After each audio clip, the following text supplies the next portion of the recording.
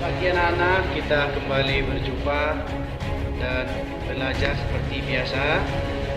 Sebelum kita belajar, alangkah baiknya kita menyerahkan diri total kepada Tuhan yang memberi kita keselamatan dan kesehatan. Sebelum kita belajar, mari kita berdoa. Dalam nama Bapa dan Putra dan Roh Kudus. Amin.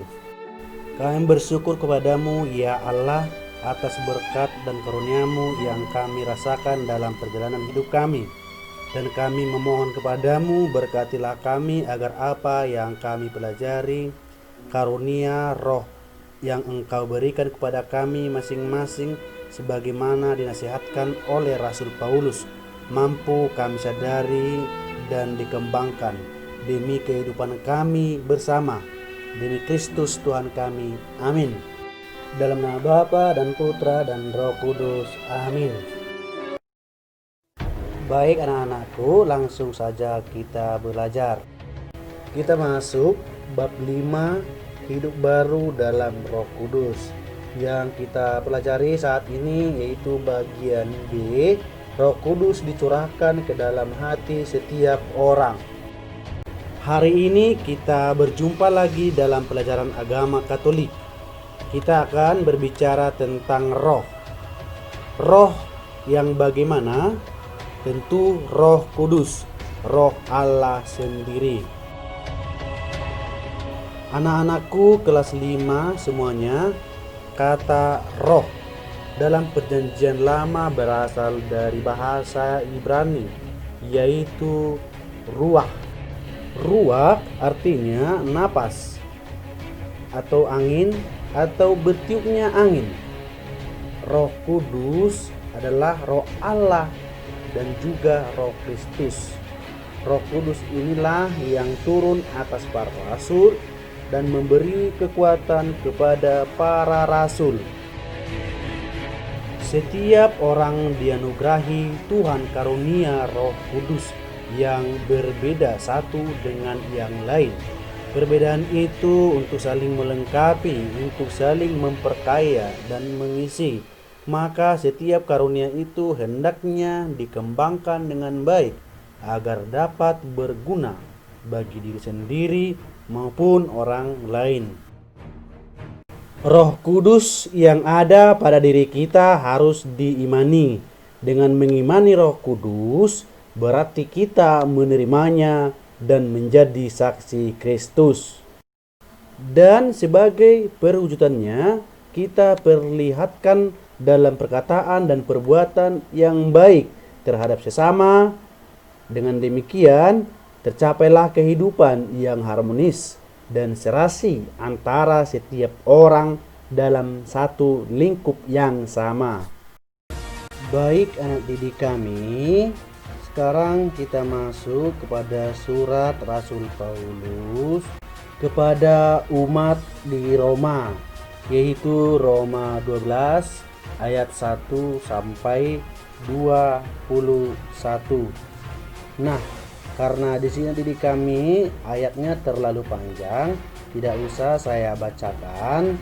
Mohon kamu baca yang sudah ada di buku dan dipelajari supaya nanti penjelasan saya bisa diterima dan bisa dipahami. Nah, penjelasan dari surat Paulus ini, perhatikanlah berikut ini. Paulus menasihati agar kita bertindak seturut karunia iman yang kita terima. Tidak perlu memikirkan yang lebih tinggi. Menurut Paulus, karunia pertama-tama yang diberikan kepada setiap orang ialah iman. Dengan iman, orang itu boleh mengenal Allah dan kehendaknya sendiri, yakni agar manusia bersatu kembali dengan Dia.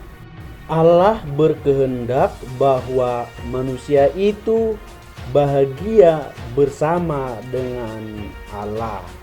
Jadi Allah selalu menginginkan kita agar kita bahagia bersama dengan orang lain atau masyarakat di sekitar kita.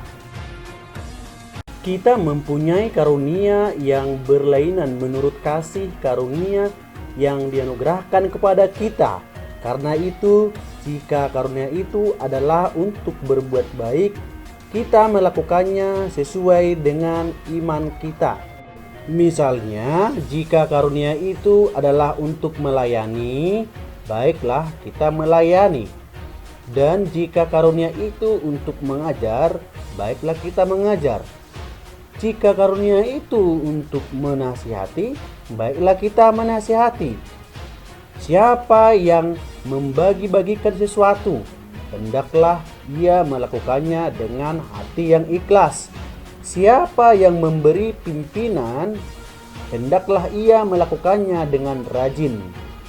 Siapa yang menunjukkan kemurahan, hendaklah ia melakukan dengan sukacita.